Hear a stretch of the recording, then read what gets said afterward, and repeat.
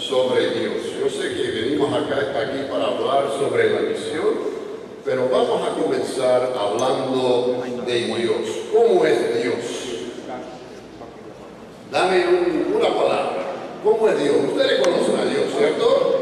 Aman a Dios, son hijos de Dios, debe conocerlo, ¿cierto? Entonces, ¿cómo es? Paciente, misericordioso, amoroso, misericordioso, ¿qué más? inmenso, Inmenso, grande. justo, Sí. Lleno de gracia, justo, justo, benévolo. Estoy escuchando muchos términos muy buenos de Dios. Esto sí es como es nuestro Dios. Para conocer, yo conozco a mi esposa, ¿verdad? Y ustedes deben conocer a sus personas significativas. Para conocer a alguien, tiene que conocer su corazón. ¿No es cierto? Entonces vamos a ver cómo es el corazón de Dios. Mire, sería bueno tener a alguien con un micrófono. Voy a hablar para el equipo que está aquí. Si podrían traer el micrófono inalámbrico que había antes. Eso, muy bien. Lo pensé en este momento, disculpe.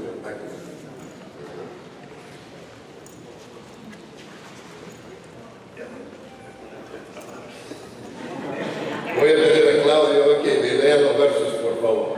Vamos a conocer el corazón de Dios. Porque esto es bueno y agradable delante de Dios nuestro Salvador, el cual quiere que todos los hombres sean salvos y lleguen a conocer la verdad. ¿Sí? El Señor no se tarda para cumplir su promesa, como algunos piensan, sino que nos tiene paciencia y no quiere que ninguno se pierda, sino que todos se vuelvan a Él. Podemos ver en estos dos versos el corazón de Dios, ¿verdad? Él no quiere que ninguno se pierda, más bien Él quiere la salvación de todo el mundo. Este es el corazón de Dios. Si conocemos a Dios, tenemos que conocer su corazón, que desea la salvación de todos. Y de esto es lo que vamos a estar hablando. ¿Cómo podemos nosotros, como pueblo de Dios, latir con el corazón de Dios? Y aquí vamos a ver otras cosas que sabemos de Dios. Dios es rico, nadie lo mencionó. Entre los atributos de Dios, ¿quién dijo que Dios es rico? ¿Alguien? ¿Pero estoy mintiendo? ¿Qué dice la Biblia? La plata y el oro son míos. Dios es el dueño de todo el dinero del mundo. No hay ninguna moneda que no le pertenece. El dueño del dinero no es los Estados Unidos. El que es el dueño del dinero no es el Banco Global. No es Carlos Slim de México. No es Bill Gates. El dueño del dinero es Dios. Porque dice, la plata y el oro son míos, dice Dios. ¿Qué más dice Dios? Si yo tuviera hambre, no te lo diría, pues el mundo y su plenitud me pertenecen. Todas las riquezas del mundo pertenecen a Dios. Él no te va a pedir un préstamo. Él no necesita lo que tú tienes, porque Él ya tiene. Todo es de Él. ¿No saben ustedes son templo de Dios y que el Espíritu de Dios habita en ustedes? Si alguno destruye el templo de Dios, Dios lo destruirá a él, porque el templo de Dios es santo y ustedes son ese templo. ¿Quiénes son ese templo? Ustedes, nosotros. Nosotros pertenecemos a Dios. Tú piensas que yo soy una persona independiente, yo tomo mi propia decisión. Tú perteneces a Dios, tienes un dueño, porque nosotros somos templo de Dios. ¿Qué más? Del Señor son la tierra y su plenitud, Del Señor es el mundo y sus habitantes. Cada árbol, cada grano de arena, cada animal, cada edificio, cada vehículo, cada persona, todo pertenece a Dios. La tierra y su plenitud. Del Señor es el mundo. Es decir, Dios es rico. No hay ningún debate ahí. Entonces ya entendemos un poco de Dios. Él es todas estas cosas que nombramos: perdonador, misericordioso, justo, amoroso, y todo lo demás. Él es omnipotente, omnipresente, todos estos ovnis. Y también Dios es rico. Y su corazón es el mundo, ¿verdad? El corazón de Dios es el que no quiere que ninguno se pierda. Bien, ya podemos hablar de misión un poco. Entonces, ¿qué es la misión? Si vamos a hablar de misión, tenemos que saber qué es la misión. La palabra misión no se encuentra en la Biblia. Así que, ¿qué es? ¿Cuándo se inició? Sería durante los 1700. Eso fue el inicio del gran siglo de misiones, que fue 1800. Los historiadores nombran eso el gran siglo de misiones. Se desató en el año 1790 con el William Carey, quien escribió un tratado sobre el mundo no alcanzado. Entonces, esto fue como la primera vez los cristianos empezaron a pensar en personas sin Cristo en el mundo, y desató el gran siglo de misiones. Y ahí es cuando inició la misión. O sería en el día de Pentecostés, cuando Dios dijo: esperen en Jerusalén hasta que reciben el Espíritu Santo, y ya descendió el Espíritu Santo y empezaron a hablar en lenguas, y diferentes naciones escucharon de Cristo. O sería un poco antes, con la ascensión, cuando Jesús dijo en Hechos 1, capítulo 1, verso 8: ustedes serán mis testigos a Jerusalén, Judea, Samaria, hasta los confines de la tierra. Ahí es cuando empezó la misión. O sería un poco antes, con la construcción del templo de Salomón, cuando dedicaron el templo, él dijo: todas las naciones vendrán a ti. Esa no es misión cuando las naciones vienen. O quizás un poco antes, cuando Dios dijo a Abraham: en ti serán benditas todas las naciones. Ahí empieza la misión, ¿cierto? Un poco antes, después de la caída al pecado, enseguida Dios dice: ¿dónde estás? Ya tenemos un Dios que no puede negar su corazón y está buscando desde la primera parte de la Biblia al hombre perdido. Sería ahí donde empieza la misión. Es que la misión no se inicia en el tiempo, se inicia en un lugar, en el corazón de Dios. Tal como Dios es amor, misericordia y compasión y fidelidad y verdad y justicia, de igual manera Dios es misión. Porque el deseo de Dios es que todos sean salvos y lleguen a conocer la verdad. La misión de Dios es parte de Dios mismo. Es parte de su ser. Él no puede hacer otro sino querer salvar al mundo, porque es parte de su naturaleza salvar a los perdidos. La misión comienza con el comienzo de Dios.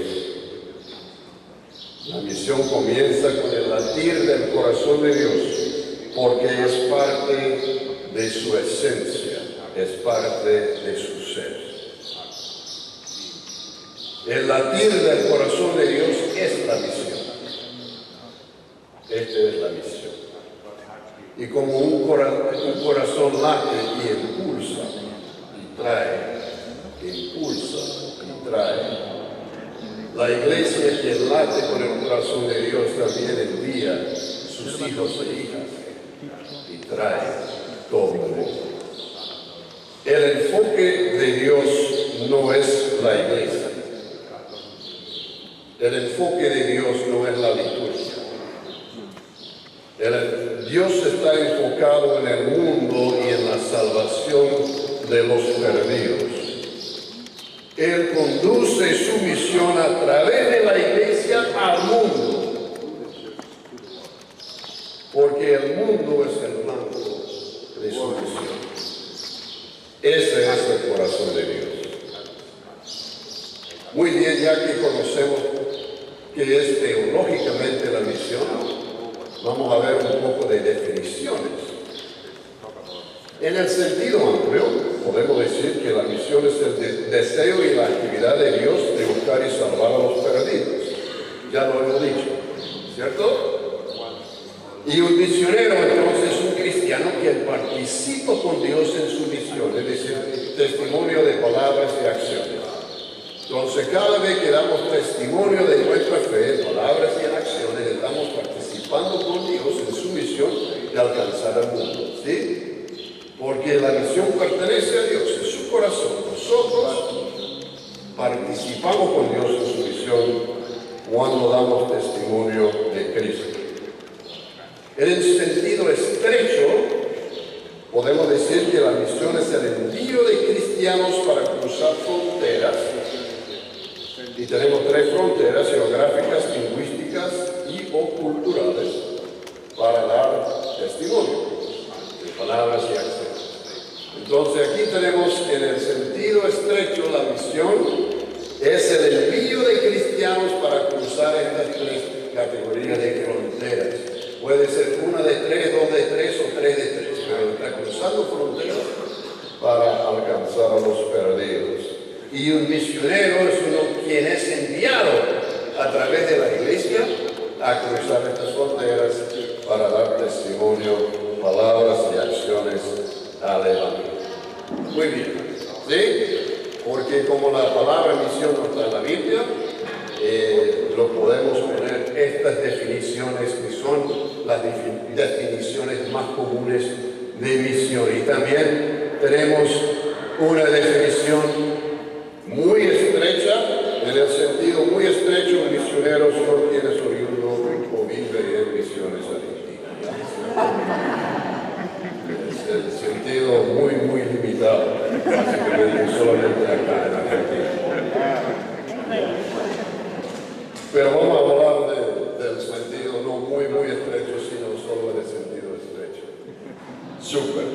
Bien, Pastor Claudio, voy a pedirte otra vez que me ayudes.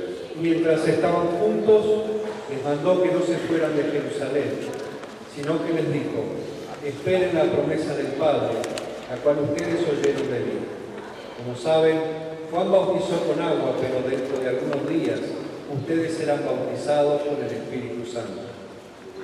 Entonces los que estaban reunidos con él le preguntaron: Señor, ¿vas a devolverle a Israel el reino en este tiempo? Y él les respondió: no les toca a ustedes saber el tiempo ni el momento, que son del dominio del Padre. Pero cuando venga sobre ustedes el Espíritu Santo, recibirán poder y serán mis testigos en Jerusalén, en Judea, en Samaria y hasta lo último de la tierra. Quédense en Jerusalén, dijo Jesús, hasta. No era su residencia permanente, ni de los discípulos, ni tampoco de la iglesia. Fue un alojo temporal. ¿Hasta cuándo? Hasta que venga el Espíritu Santo. Y cuando el Espíritu Santo viene, ya le va a tocar hacer 4 tipos de misión. 4 categorías podemos hablar de misión. Un misionólogo, Ralph Winter, escribió hace como 30 años, debe ser, este artículo que está mencionado ahí, de New Macedonia, y ahí él propuso un esquema para pensar en 4 tipos de misión. Y él lo puso como la letra E de evangelismo, y puso E0, es el primero. El E0 es tu Jerusalén. Ahora, ¿cuál es tu Jerusalén? Tu Jerusalén son las personas igualitas a ti, los que comparten el mismo idioma, los que comparten la misma cultura, los que viven en la misma zona, los que toman la misma marca de mate, es decir, personas igualitas a ti, ¿verdad? Este es tu Jerusalén. No tiene que cruzar ninguna frontera ni cambiar nada de tu ser para poder conversar tranquilamente con esta persona, porque tú entiendes a ella y ella te entiende a ti. No hay nada que cambiar, ¿cierto? Ya todos conocemos nuestro Jerusalén. Luego tenemos Judea. En ahí tenemos una distancia cultural. Ya estamos hablando de cierta distancia cultural. Son personas que comparten el mismo idioma o un idioma similar. Y las culturas no son iguales, pero parecidas. Entonces, ¿cuál es el ejemplo de una judea? Para un argentino, un judeo podría ser Brasil. ¿Sí? Entonces, ya el idioma es muy parecido, la cultura parecida, en la mayor parte, especialmente en el sur de Brasil, por decirlo así. Entonces, ya podemos ver ese tipo de cruzar fronteras. Nuestro hermano André Müller es de Brasil, pero está sirviendo actualmente en Uruguay, ¿sí? Entonces él hizo misiones a un judea, porque viene del sur de Brasil a Uruguay. Luego tenemos Samaria. Ahí en Samaria ya estamos hablando de idioma y cultura distintos, que no hay ese como elementos en común. Entonces, si vas a trabajar en una zona así, tienes que aprender un nuevo idioma y luego tienes que conocer una nueva cultura y adoptar un nuevo estilo de vida. ¿Qué sería ir a una Samaria? Es, por ejemplo, de Argentina a los Estados Unidos. ¿Sí? Es una gran distancia cultural y hay una distancia lingüística también. Ahora, si tú vas siendo argentino a los Estados Unidos para trabajar con argentinos, estás otra vez en Judea. ¿Sí? No en Jerusalén, porque ya van a tener que, no sé, ponerse gordo, como los americanos. Pero bueno, ya hay cosas que hay que hacer distintas. Y luego de esto, lo último de la tierra, estamos hablando de idioma y cultura muy diferente, muy diferente. Entonces ya tenemos de Etiopía a Argentina. Son mundos apartes, totalmente distintos. Cuando yo fui a Etiopía, era prácticamente como ir a la luna, es decir, ya es otra cosa. Entonces, si yo fuera, si Dios me enviara, gracias a Dios, no me ha enviado todavía, no debería decir esto cada vez que lo digo, Dios me lo manda, por favor, Dios, a la China, no me ha enviado allá todavía. Pero para mí sería ir a lo último de la tierra, ¿verdad? Entonces ya tenemos en Hechos 1, 8. Ustedes serán mis testigos en Jerusalén, Judea, Samaria, hasta los fines de la tierra. Ustedes, ¿quiénes son ustedes? ¿Sí? Sí, hay países cercanos donde las barreras son más grandes, ¿cierto? Sí, no tienen que ir tan lejos, pero las similitudes se agrandan muchas veces con la distancia. Pero ¿quiénes son ustedes? Que ustedes serán ¿Solamente los cristianos adinerados? ¿Ah? ¿Solamente los del norte? ¿Solamente los de Estados Unidos? No, ustedes somos nosotros, todos seremos sus testigos hasta lo último de la tierra. Pero también dijo, esperen al Espíritu Santo. ¿Cierto? ¿Por qué esperar el Espíritu Santo? Ya. Ajá. Vamos a ver por qué Dios dijo, esperen el Espíritu Santo. Ya, otra Toda vez. la tierra hablaba la misma lengua y las mismas palabras. Y aconteció que según iban hacia el oriente, hallaron una llanura en la tierra de Sinar y se establecieron allí. Y se dijeron unos a otros, vamos, fabriquemos ladrillos y cosámoslos. Y usaron ladrillo en lugar de piedra y asfalto en lugar de mezcla. Y dijeron, vamos, edifiquemos una ciudad y una torre, cuya cúspide llegue hasta los cielos, y hagámonos un nombre famoso, para que no seamos dispersados sobre la faz de toda la tierra. Y el Señor descendió para ver la ciudad y la torre que habían edificado los hijos de los hombres.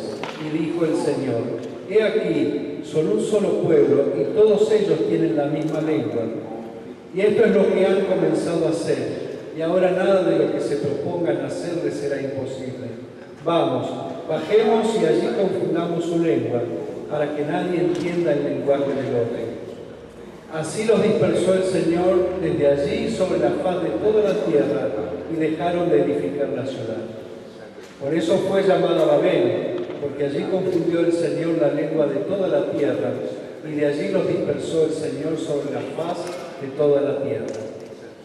Es el relato bien conocido de la Torre de Babel, ¿cierto? Entonces todo lo hemos leído y desde que éramos niños en la escuela dominical hemos escuchado esta historia. Es una de las historias Antiguo Testamentaria más conocidas. Entonces, si la conocemos tan bien, ¿cuál es el pecado de Babel? Querer llegar a Dios. Querer Llegar a Dios. Querer ser Dios. Querer ser Dios. ¿Bien? ¿Otro?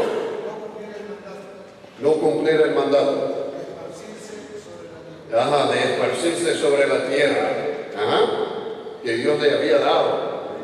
Estoy de acuerdo, no estoy en desacuerdo.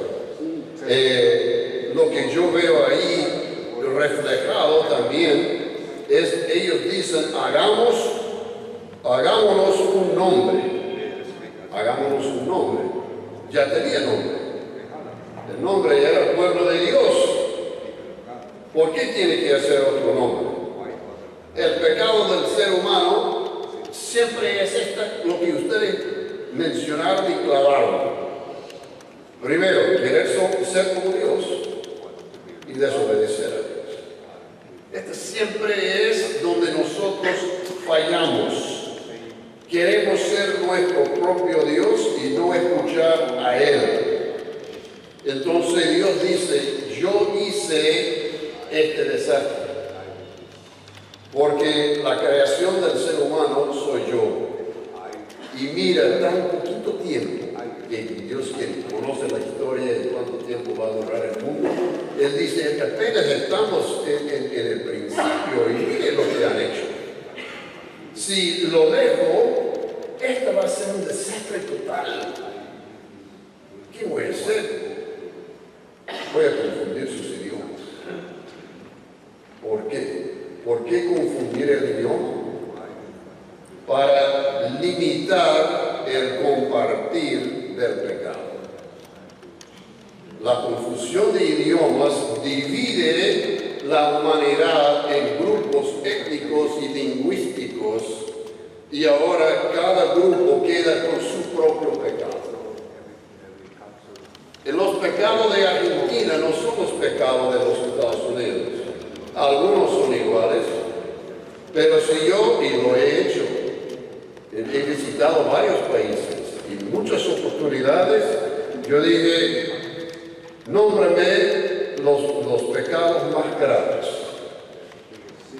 Y estos pecados más graves nunca son iguales, de un país a otro. Uno tiene, el más grave es mentir.